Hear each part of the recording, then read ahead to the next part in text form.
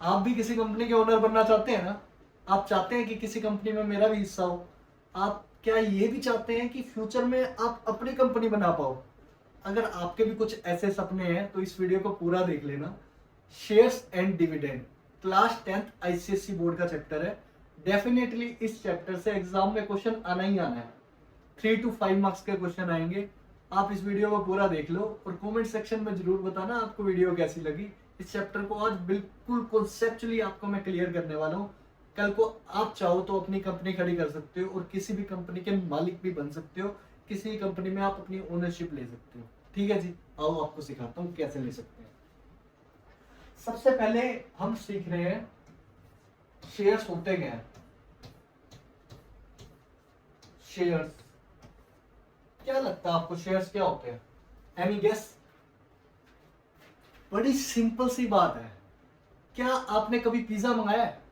आप कहोगे सर कैसी बात कर रहे हो, पिज्जा तो सबने खाया है। बिल्कुल मंगाया होगा। क्या आपने अपने कजन्स के साथ, क्या आपने कभी अपने फ्रेंड्स के साथ खाया है? उसमें जब भी आप खाते हो, 3-4 दोस्त मिलके, 3-4 ब्रदर्स मिलके, कजन्स मिलके, तो क्या होता है? कुछ कुछ हिस्सा सबको मिलता है। फॉर एग्जाम्पल 12 पीसीस का एक पिज्जा है, 12 स्लाइसिस का एक पिज्जा है, तो दो एक ले लेगा, दो एक ले लेगा, दो एक ले लेगा। अगर तुम 6 फ्रेंड्स हो, 6 कजन्स हो, तो 2 पीसीस, 2 स्लाइसिस आप सभी ले लोगे, राइट?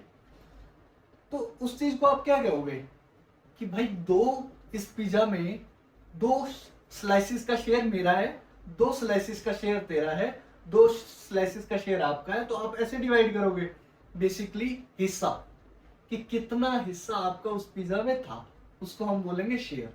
तो ये जो शेयर्स वर्ड निकल के आया है वहीं से निकल के आया है कि आपकी किसी चीज में कितना हिस्सा है, कितना शेयर है। ठीक है जी। तो बचपन में आप सुनते भी आए होंगे शेयरिंग इज केयरिंग, तो शेयर तो करना ही चाहिए। ठीक है। तो ऐसे ही जब कंपनी को पैसा चाहिए होता है, कंपनी को लगता है कि यार मुझे ना फंड की जरूरत है, अपनी कंपनी को ग्रो करने के लिए कैपिटल चाहिए। कैपिटल क्या होता है? जो भी पैसा कंपनी को आगे बढ़ने के लिए, उसकी ग्रोथ के लिए और बिजनेस को एस्टेब्लिश करने के लिए चाहिए होता है, उसे हम कहते हैं कैपिटल। ठीक है जी। क्या बोलते हैं, मैं लिख भी देता हूं, कैपिटल, CAPITAL। तो अगर आपसे कभी भी कोई पूछ ले कि कैपिटल क्या होता है, तो आप कभी भी फ्यूचर में अपना बिजनेस खोलोगे तो आप जो भी पैसा उसमें लगाओगे वो आपकी कैपिटल है। बेसिकली जो भी आपने इन्वेस्ट किया वो आपकी कैपिटल है। अब बहुत बार होता क्या है, मैं बताता हूँ आपको कि फॉर एग्जाम्पल कंपनी को ना 10 लाख रुपीज की नीड है, बट कंपनी के पास अभी पैसा नहीं है। अब कंपनी के पास दो ऑप्शन है, या तो वो अपने किसी फ्रेंड्स के पास जाए। कंपनी के ओनर के पास दो ऑप्शन है कि या तो अपने किसी फ्रेंड के पास जाके लोन ले ले, या किसी बैंक से लोन ले ले। अब इन दोनों ही केसेस में क्या है कि वो क्या करेगा, परेशान ही रहेगा, क्योंकि बार बार उसे देने की टेंशन रहेगी कि यार मुझे पैसा देना है, यार मुझे पैसा देना है, कमाई होगी या नहीं होगी। उसके टेंशन लगी रहेगी कि यार मुझे पैसा वापस करना है, मैंने किसी से उधार लिया हुआ है, राइट? उसके ऊपर एक लाइबिलिटी रहेगी, एक रिस्पॉन्सिबिलिटी रहेगी कि उसे पैसा रिटर्न करना है, राइट? अब वो इस केस में करता क्या है, उसको एक बेटर ऑप्शन मिला कि एक काम करते हैं, हम ना अपनी कंपनी का, ध्यान से सुनना, हम ना अपनी कंपनी का कुछ हिस्सा बेच देते हैं। आप कहोगे बेच देते हैं? जी, बेच देते हैं। फॉर एग्जाम्पल कंपनी को 10 लाख रुपीस की नीड है, राइट? तो मैं आपको समझाता हूं। मान लो कंपनी को 10 लाख 10 लाख रुपीस की नीड है। अब मुझे एक छोटी सी चीज बताओ आप, कि या तो कंपनी कहीं से लोन ले, अब उसमें वो परेशान रहेगी, राइट? तो इसलिए वो क्या करती है, वो कहती है कि हम ना इसको, इसके कुछ शेयर्स निकाल देते हैं। उसने ना, कंपनी ने क्या कहा कि मैं इसके 10,000 हिस्से कर देती हूँ, अपनी कंपनी को 10,000 शेयर्स में बांट देती हूँ, हिस्सों में बांट देती हूँ। 10,000 हिस्सों का मतलब क्या हो गया जी, 100 रुपए में एक हिस्सा यानी एक शेयर बेच देती हूँ। क्या कर देती हूँ, 100 रुपए में एक शेयर बेच देती हूँ, ठीक है। 100 रुपए का अगर मैं एक शेयर बेचूंगी तो 10,000 शेयर्स अगर मैंने बेच दिए तो कितने के हो गए, कितने के हो गए जी, 10 लाख के हो गए। 10,000 शेयर्स बेचे, एक शेयर था 100 रुपए का, तो क्या बन गया ये,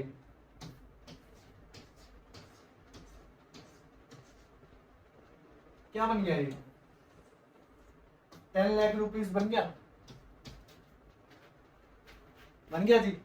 तो कंपनी क्या करेगी कि अपने शेयर्स को रिलीज करेगी, उसका मतलब ये है कि कंपनी पब्लिक में कुछ शेयर्स को रिलीज कर देगी कि आप भी हमारी कंपनी के ओनर बन सकते हो, राइट। यानी वो पब्लिक को कहेगी आप एक काम करो, आपके पास जितना भी बजट है, जो भी पैसा है आप इन्वेस्ट करना चाहते हो तो आप हमारी कंपनी में कर दो, हमें आज पैसे की नीड है, हाँ, आप टेंशन मत लेना। वो पब्लिक को कहती है आप टेंशन मत लेना, हम आपको प्रॉफिट भी देंगे उस चीज का, आप हमारी कंपनी में इन्वेस्ट करोगे आज की डेट में तो हम आपको प्रॉफिट दे देंगे, राइट। तो लोग क्या कहते हैं कि यार बात तो सही कह रहे हैं, वो लोग यही सोचते हैं कि बात तो सही कह रही है कंपनी, हम इन्वेस्ट करेंगे, कल को कंपनी को प्रॉफिट होगा तो कंपनी हमें भी हिस्सा देगी, यानी हम भी कंपनी के एक तरह से ओनर हो गए। क्यों, क्योंकि हमने भी तो कुछ पैसा लगाया हुआ है उस कंपनी में, हम भी तो उस कंपनी में कहीं ना कहीं ओनरशिप रखते हैं।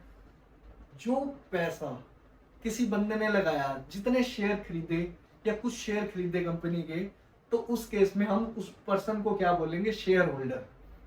फॉर एग्जाम्पल कोई बंदा है राहुल, राहुल उसने ना क्या किया, कंपनी के ना 100 शेयर्स खरीद लिए, कितने खरीद लिए, 100 शेयर्स खरीद लिए, ठीक है जी। 100 शेयर्स पे अब मुझे एक बात बताओ, वो बंदा क्या 100 शेयर्स के लिए कंपनी का मालिक बन गया? आप कहोगे जी बिल्कुल बन गया, क्योंकि कंपनी ने अपने शेयर्स बेचे थे, उसे अपना हिस्सा बेचा था, तो वो ऑब्वियसली उस कंपनी का 100 शेयर्स का, पूरी कंपनी का नहीं, 100 शेयर्स का मालिक बन गया। टोटल शेयर्स कितने थे जी, कंपनी ने जो रिलीज किए थे 10,000 शेयर्स किए थे, उसमें से 100 शेयर का मालिक कौन है, राहुल साहब है। कौन है, राहुल जी हैं उसके मालिक, ठीक है। अब आगे हम बोले तो हम इस राहुल को क्या बोल देंगे, मैं आपको बता चुका हूं, मैं लिख भी देता हूं, शेयर होल्डर बोल देंगे, शेयर होल्डर। क्यों, ये बना कैसे वर्ड, जो बंदा कंपनी के शेयर को होल्ड करता हो यानी रखता हो, ऑब्वियसली जिसने खरीदे हो, जिसने परचेज किए हो कंपनी के शेयर, हम उस बंदे को बोल देंगे शेयर होल्डर, ठीक है। तो अब एक बात बताओ, कंपनी ने ना 10,000 शेयर निकाले हैं, 100 रुपए का एक शेयर है, तो क्या सारे के सारे एक बंदा ले लेगा, जरूरी है, नहीं है ना। तो कुछ लोग 100 शेयर लेंगे, कुछ लोग 300 शेयर्स लेंगे, कुछ लोग 500 शेयर्स लेंगे, कुछ 100 लेंगे, कुछ कहेंगे यार मेरे पास बिल्कुल पैसा नहीं है लेकिन इतना है 20 शेयर्स जितना, तो मैं 20 शेयर्स की इन्वेस्टमेंट कर देता हूँ, एटलीस्ट कुछ तो मालिकाना हक, कुछ तो ओनरशिप मुझे भी मिलेगी, राइट। तो वो भी कहेगा कि यार मैं 20 शेयर्स इन्वेस्ट कर देता हूँ, बाद में कंपनी को जो भी प्रॉफिट मिलेगा मेरे को 20 शेयर्स के हिसाब से हिस्सा मिल जाएगा अपना।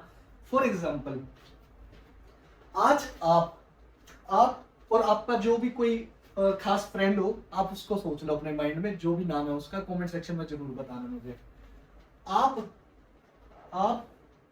और आपका फ्रेंड, आप और आपका फ्रेंड दोनों सोचते हैं कि जी आज बिजनेस करते हैं, हम अपनी कंपनी खोल लेते हैं। मुझे एक छोटी सी बात बताओ, आप कल को जब प्रॉफिट आप दोनों कमाओगे तो वो प्रॉफिट कितने पार्ट्स में डिवाइड होगा? आप कहोगे जी बड़ी सिंपल सी बात है, 2 लोग हैं हम दोनों ले लेंगे, बिल्कुल ठीक बात है, यानी 50% आपका फ्रेंड ले लेगा, 50% आप ले लोगे, बिल्कुल समझ आई ये बात। अगर आप एक और फ्रेंड को अपने अंदर मिला लो, इस कंपनी में मिला लो, एक और फ्रेंड को अपना पार्टनर बना लो इस कंपनी में, तो क्या होगा, क्या हर बंदे को 1/3 मिलेगा? आप कहोगे बिल्कुल मिलेगा जी, पहले कितना मिल रहा था, 1/2 मिल रहा था, अब मिलेगा 1/3, मतलब 3 हिस्से हो जाएंगे उस प्रॉफिट के, राइट। तो हर बंदे को 1/3 मिलेगा। ऐसे ही 4 बंदे होंगे तो 1/4 मिलेगा। तो ऐसे ही अगर शेयर्स बढ़ते जाएंगे, 10,000 शेयर्स हैं यानी 10,000 लोगों ने लिया है, तो ऑब्वियसली कंपनी के हिस्से बहुत सारे होंगे, उसी हिसाब से उन बंदों को शेयर्स प्रॉफिट में का हिस्सा मिलेगा। अब किसी बंदे के 20 शेयर हैं तो 20 के हिसाब से देख लेंगे कि उसका प्रॉफिट कितना बनता है। किसी बंदे के 50 शेयर है तो हम उसे 50 शेयर्स के अकॉर्डिंग प्रॉफिट देंगे। ऐसा थोड़ी है कि जितना प्रॉफिट 100 शेयर वाले को मिलेगा वही 50 वाले को मिलेगा, वही 20 नहीं। जिसके जितने शेयर यानी जितने शेयर का कोई मालिक है, ओनर है, उसे उतना प्रॉफिट कंपनी दे देगी। बस इतनी सी बात है। इतनी बात क्लियर होगी आपको? अब मैं आपको एक बड़ी सिंपल सी बात बताता हूं।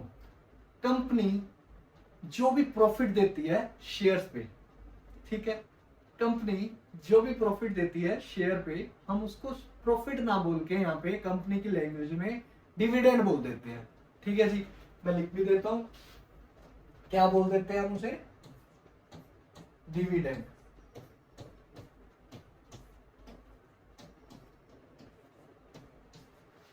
ठीक है जी, यानी कंपनी ने जो भी प्रॉफिट अपना डिस्ट्रीब्यूट किया, उसे वो प्रॉफिट ना कह के दूसरे नाम से बुलाती है। क्या बुलाती है? डिविडेंड। बस इतनी सी बात है। आपको 2 टर्म्स पता लग गई। अच्छा, एक्चुअली मैंने 2-4 टर्म्स बता दिया। आपको कैपिटल समझा दिया है, आपको मैंने शेयर होल्डर बता दिया है, आपको मैंने डिविडेंड बता दिया है, और अब मैं आपको समझाता हूँ फेस वैल्यू क्या होता है, मार्केट वैल्यू क्या होता है। मान लो आपने कल को बड़े होके अपनी कंपनी खोल ली, ठीक है जी। जैसे इस कंपनी को पैसे की नीड थी, आपको भी पड़ गई, ठीक है। इस कंपनी ने 100 रुपए का रिलीज किया था शेयर। आपने क्या कहा कि जी मैं तो 50 रुपीज का या 120 रुपीज का शेयर रिलीज कर रहा हूँ। चलो 50 नहीं, आपकी कंपनी है तो थोड़ा सा बढ़ा देते हैं ना। 120 रुपीज का आपने शेयर रिलीज कर दिया, ठीक है। 120 रुपीज का एक शेयर आपने बेचा है। जितने का कंपनी रिलीज करती है ना शेयर, उसे हम उसकी फेस वैल्यू बोलते हैं। क्या बोलते हैं? फेस वैल्यू बोलते हैं। कई बार उसे प्रिंटेड वैल्यू भी बोलते हैं, या फिर कैश वैल्यू तो नहीं, कैश वैल्यू तो मार्केट को बोल देते हैं। फेस वैल्यू या प्रिंटेड वैल्यू बेसिकली बोला जाता है। मैं लिख देता हूं यहाँ पे, फेस वैल्यू बोला जाता है उसे, या फिर प्रिंटिंग वैल्यू भी बोला जाता है। ठीक है जी।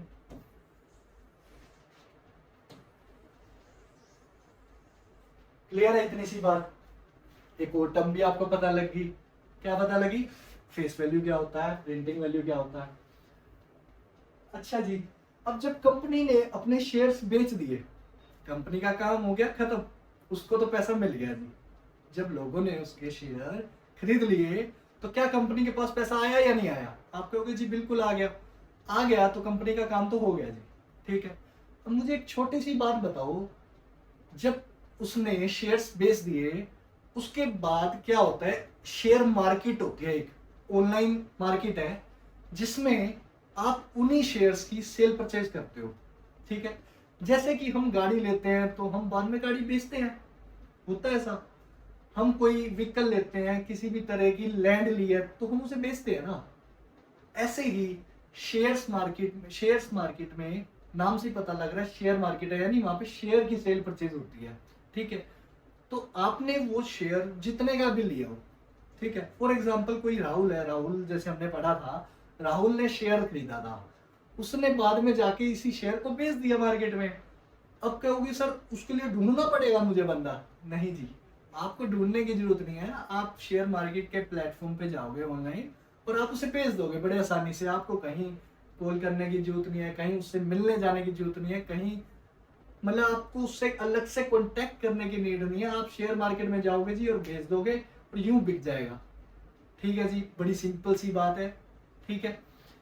जितने पैसे में आज की डेट में वो शेयर मार्केट में सेल हो रहा होगा, हम उसे क्या कहेंगे? मार्केट वैल्यू कहेंगे। नाम से ही पता लग रहा है, मार्केट वैल्यू। जितनी भी वैल्यू में आज की डेट में उस शेयर की वैल्यू होगी, मतलब जो भी वैल्यू होगी, उस वैल्यू को हम क्या बोलेंगे? मार्केट वैल्यू बोलेंगे। बस इतनी सी बात है, इतनी सी बात समझ जाओ आप, ठीक है। जैसे फॉर एग्जांपल आपके मदर ने, आपके पेरेंट्स ने कभी गोल्ड खरीदा होगा। आज उस गोल्ड की वैल्यू सेम थोड़ी है, धीरे धीरे बढ़ी है, कई बार क्या होता है, कुछ चीजों की वैल्यू कम भी हो जाती है। तो ऐसे ही शेयर्स में जरूरी नहीं है कि वैल्यू बढ़े ही बढ़े। अब मैं बताता हूँ क्यों ऐसा होता, क्यों है, कभी घट भी सकती है। ठीक है, होता क्यों है, रीजन समझ लो, रीजन समझ के जाना है अच्छे से, पूरी वीडियो जरूर देख लो, मजा आ जाएगा आपको, प्रैक्टिकल समझा रहा हूँ आपको बिल्कुल।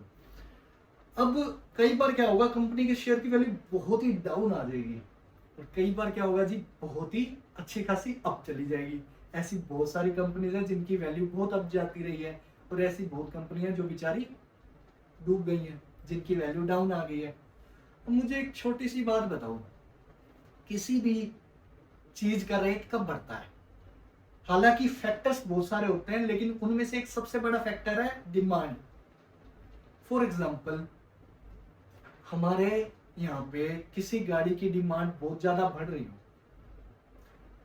गाड़ी छोड़ते हैं हम गोल्ड को लेते हैं, गोल्ड की डिमांड बहुत ज्यादा बढ़ रही है हमारे इंडिया में, तो उसका प्राइस ना बहुत ज्यादा अप होता जा रहा है। आप नोटिस करोगे ना, तो आप रेट देखोगे और ट्रेंड देखोगे पीछे का, तो पहले बहुत कम होता था प्राइस, आज की डेट में मार्केट में गोल्ड का प्राइस बहुत अप हो रहा है।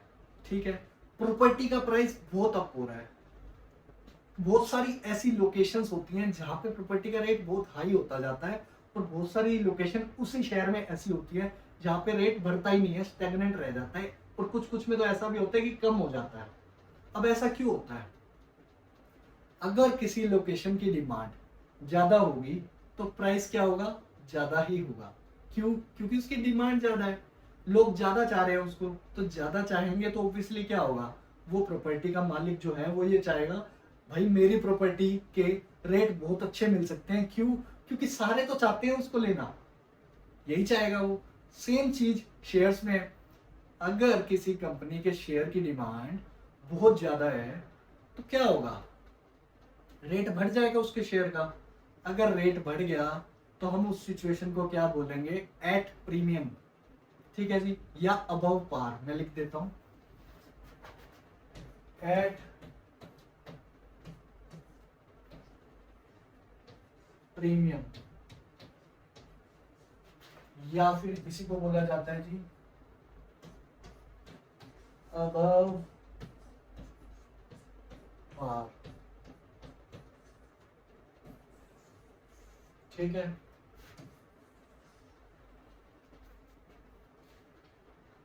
अब कई बार बढ़ सकते हैं, तो मैंने आपको यह भी बताया था घट भी सकते हैं। तो जब घटेंगे तो क्या होगा, उस सिचुएशन को हम बोलेंगे एट डिस्काउंट या below par, at discount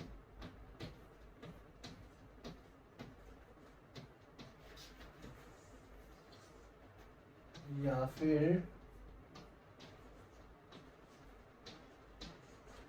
below par.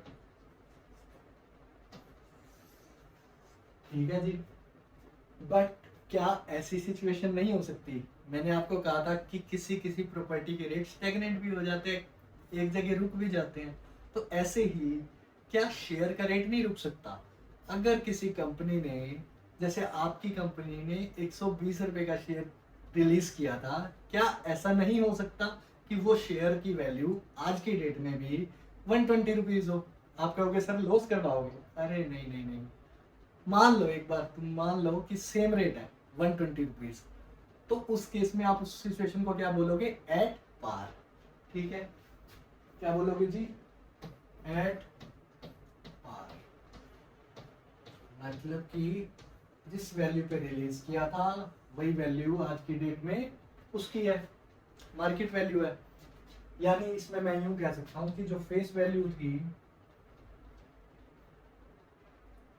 जो फेस वैल्यू थी वो मार्केट वैल्यू के इक्वल थी। अच्छा जी, जब डिस्काउंट में दिया था तो उसका मतलब क्या था, जब फेस वैल्यू जो थी उससे मार्केट वैल्यू जो थी वो कम होगी, यानी फेस वैल्यू ज्यादा होगी मार्केट वैल्यू से, यानी कम में बेच दिया। तो यहाँ पे फेस वैल्यू कम होगी मार्केट वैल्यू से, यानी मार्केट वैल्यू ज्यादा होगी। बड़ी सिंपल सी बात है, इसमें मार्केट वैल्यू ज्यादा होगी तो एट प्रीमियम, मार्केट वैल्यू कम हो गई तो एट डिस्काउंट, अगर मार्केट वैल्यू बराबर रह गई तो एट पार। बस इतनी सी बात है जी, और कुछ भी नहीं है। इसके बाद मैं आपको करवाता हूँ फॉर्मूला, बड़े प्यारे प्यारे से 3 फॉर्मूलाज हैं, आप वो कर लो, आपको चैप्टर में कुछ मुश्किल नहीं होने वाले। ठीक है जी, आओ देखते हैं। पहला फॉर्मूला है जी इन्वेस्टमेंट का। ये चीज मैं आपको बताना भूल गया कि जो डिविडेंड मिलता है ना, जो भी प्रॉफिट मिलता है, जो भी प्रॉफिट कंपनी देती है शेयर होल्डर्स को, वो हमेशा किस पे देती है? फेस वैल्यू पे देती है। और ऐसा होता क्यों है वो भी समझा देता हूँ। अगर वो मार्केट वैल्यू पे देगी तो मुझे एक छोटी सी बात बताओ, मार्केट वैल्यू हर दिन अप डाउन चलती रहती है, ऊपर नीचे होती रहती है, तो ऐसे तो अनफेयर हो जाएगा ना सबके साथ। किसी ने 120 रुपए का शेयर लिया था, किसी ने 100 रुपए का लिया था, किसी ने 110 का लिया था, तो ऐसे केस में ना सबको एक ही शेयर का पे प्रॉफिट जो है ना वो अलग अलग मिलेगा, तो ये अनफेयर हो जाएगा बहुत ही। इसलिए कंपनी क्या करती है कि हमेशा फेस वैल्यू पे ही डिविडेंड देती है, कि सबको सेम, बिल्कुल। हालांकि नंबर ऑफ शेयर्स के अकॉर्डिंग तो प्रॉफिट चेंज होगा उनका, लेकिन एक शेयर पे सबका प्रॉफिट सेम हो, उनका कहना ये है। तो इसलिए वो क्या करती है कि फेस वैल्यू पे ही डिविडेंड देती है, हमेशा प्रॉफिट फेस वैल्यू पे देती है, मेरी बात ध्यान रखना। तो इन्वेस्टमेंट का फॉर्मूला क्या होता है जी?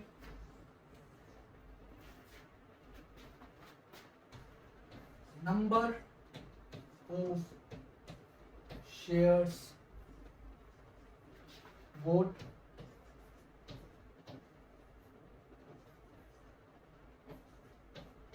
into market value of one share। आप जब भी इन्वेस्टमेंट करते हो, आप कभी भी खरीदते हो शेयर, तो आप किस पे खरीदते हो? मार्केट वैल्यू पे। अब कोई बच्चा आ जाएगा सर फेस वैल्यू पे भी तो खरीद सकते हैं, जब कंपनी ने रिलीज किया था। मैं कहूँगा जी बिल्कुल खरीद सकते हैं, बट वो केसेस बड़े कम होते हैं। स्टार्टिंग में जिसने खरीद लिया, लेकिन मोस्टली केसेस क्या होते हैं? मार्केट वैल्यू के होते हैं। और जब उसने फेस वैल्यू पे खरीदा भी होगा तो उस केस में उसी टाइम की वैल्यू तो मार्केट वैल्यू भी होगी ना। जैसे फॉर एग्जांपल अभी रिलीज हुए हैं तो उस टाइम पे मार्केट वैल्यू भी तो वही होगी।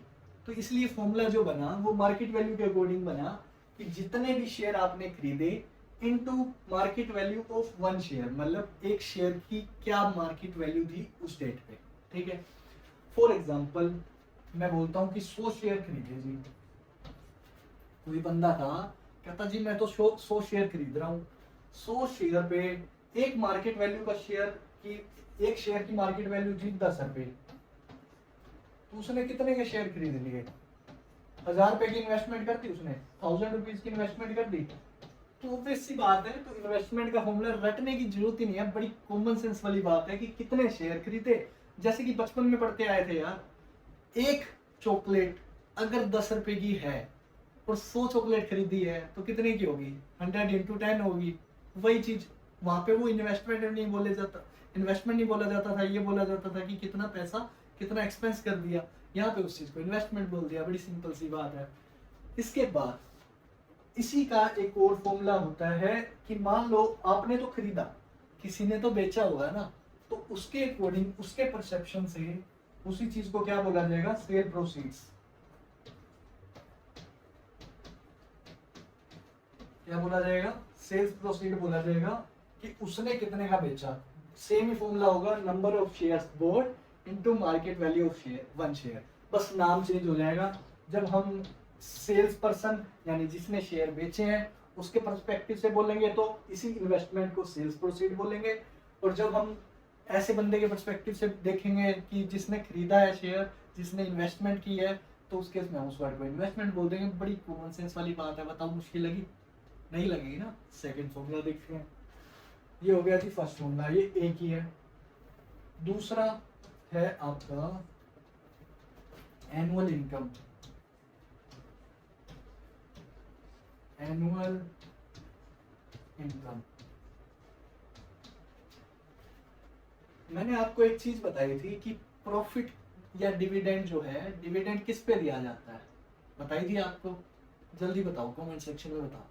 बताई गई थी, डिविडेंड हमेशा दिया जाता है फेस वैल्यू पे, राइट। मान लो एक शेयर है कोई, face value of one share into dividend percent, कि कितने परसेंट प्रॉफिट मिला, इनटू नंबर ऑफ शेयर्स। अच्छा, कुछ लोग इस फॉर्मूले को भी रट्टा मारेंगे, मैं बड़ा इसको प्यार से समझा देता हूँ आपको कि इसको याद करने की नीड नहीं है, इसको समझ लो आप कि ये आया कैसे। मुझे एक छोटी सी बात बताओ, किसी बंदे ने फेस वैल्यू मान लो 100 रुपए थी, फिर से ले लेते हैं 100 रुपए थी, ठीक है, उसको है ना उसे 10% का प्रॉफिट मिल रहा है, ठीक है, 10% का प्रॉफिट मिल रहा है उसको, तो कितना प्रॉफिट मिला जी, 10 रुपए का प्रॉफिट मिला, एक शेयर पे प्रॉफिट कितना मिला, 10 रुपए का मिला। तो जब आप प्रॉफिट कंपनी डिवाइड कर रही होगी, डिस्ट्रीब्यूट कर रही होगी अपना डिविडेंड, तो उस केस में क्या वो एक ही शेयर पे डिविडेंड देगी? आप कहोगे जी जितने शेयर लिए थे उस पर्सन ने, उसको उसी हिसाब से देगी profit, into number of shares करके। अब एक शेयर पे अगर 10 रुपए का प्रॉफिट है, अब किसी बंदे ने 1000 शेयर लिए होंगे तो 1000 से मल्टीप्लाई कर देंगे, किसी पर्सन ने 50 शेयर लिए होंगे तो 50 से मल्टीप्लाई कर देंगे, अगर किसी पर्सन ने 500 शेयर्स लिए होंगे तो 500 से मल्टीप्लाई कर देंगे। आप समझ गए ना? हाँ, तो ये फॉर्मूला क्या है, बड़ी सिंपल सी बात है, एनुअल इनकम यानी उसको कितना कमाई हुई, क्या हुई जी, एक शेयर का, क्योंकि डिविडेंड किस पे निकालते हैं, हमेशा फेस वैल्यू पे निकालते हैं, इसलिए मैंने फेस वैल्यू पे निकाला, एक का निकाला इनटू नंबर ऑफ शेयर्स। सीधा फॉर्मूला पुट करना है आपको, कुछ नहीं करना, ये समझाने के लिए मैंने आपको बताया, एक का शेयर पहले निकाल के मैंने बताया इनटू नंबर ऑफ शेयर्स कर दो, एक का प्रॉफिट पहले निकाल के नंबर ऑफ शेयर्स कर दो, या फिर तुम डायरेक्टली वैल्यू पुट कर दो, और कुछ नहीं करना आपको, ठीक है। ये आपको क्वेश्चन में समझ आ जाएगा कि मैं क्या कहना चाह रहा हूँ। आपको अभी तक ये बात क्लियर होगी ये फॉर्मूला कैसे बना, राइट? आई होप आपको क्लियर होगी। थर्ड है जी यील्ड परसेंट, या फिर इसी को बोल देते हैं रिटर्न परसेंट।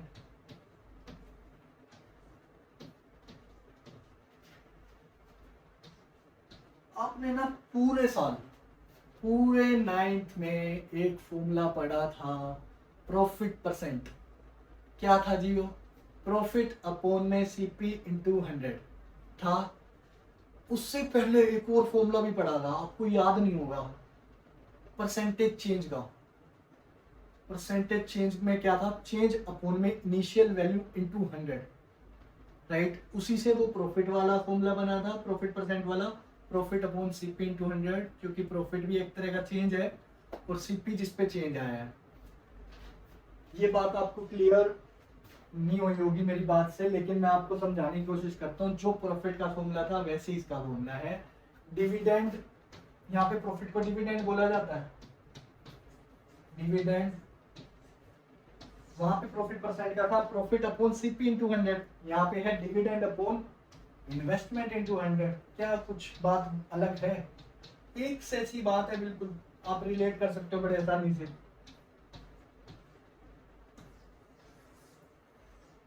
उस बंदे को जो प्रॉफिट मिला वो ऊपर, ठीक है, जो ऊपर उसने कमाया, अपॉन में इन्वेस्टमेंट इंटू 100, ये जो एनुअल इनकम थी ये इसका डिविडेंड ही था, बस उसको आप यहाँ पुट करोगे, अपॉन में जितनी इन्वेस्टमेंट करी थी उसने इंटू 100, आपको पता लग जाएगा जी कितना उसका रिटर्न परसेंट हुआ है, उसने कितना कमाया कंपनी से, कितने परसेंट का रिटर्न मिला। आई बात समझ? तो अगर आपको अच्छी लगी वीडियो तो प्लीज़ चैनल को सब्सक्राइब करे बिना मत जाना, इसके और शानदार पार्ट्स आने वाले हैं। आज की वीडियो पूरे तरीके से इंट्रोडक्शन पे बेस्ड थी, मैंने आपको बहुत क्लियरली समझाने की कोशिश की है, बहुत डीप में समझाने की कोशिश की है। आई होप आपको समझ आया होगा, और अगर समझ आया तो कमेंट सेक्शन में ज़रूर बताना, ताकि मैं और वीडियो बनाने के लिए मोटिवेट हूँ। और आपको इसका नेक्स्ट पार्ट और उससे आई थिंक 2 पार्ट और करवाऊंगा मैं इसके, आप उसमें पूरे तरीके से आपको शेयर्स एंड डिविडेंड क्लियर हो जाएगा, और एग्जाम में आने वाला चैप्टर है। अब आप देख लो, आपको चैनल सब्सक्राइब करना है, आपको अच्छा लगे तो कर लेना, अदरवाइज आपकी मर्जी। ठीक है जी, चलो ओके जी, बाय।